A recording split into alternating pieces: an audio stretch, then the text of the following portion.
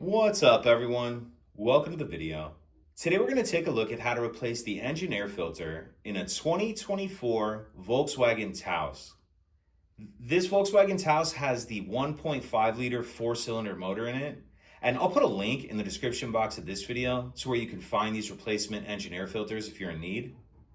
So taking a look at our engine compartment on the driver's side, this item right here is going to be the airbox. This is what houses the engine air filter. And there's 7 T25 Torx screws that we'll need to remove.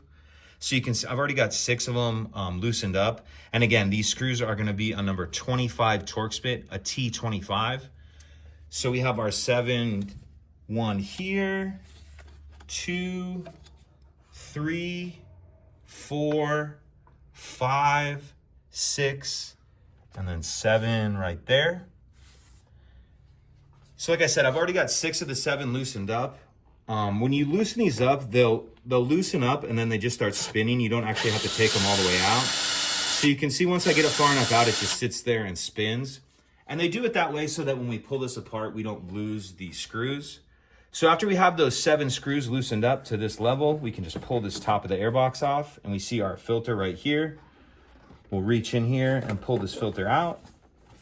And after you get your old filter out, it's a good idea to grab a rag or even like a shop vac and get the inside of this airbox as clean as you can. And then we'll install our new filter. And it's gonna go in this orientation with this rubber gasket piece on the top. And again, I'll put a link in the description box of this video to where you can find these replacement filters. So we'll install our filter with that rubber piece on the top like that. Make sure that's seated in there.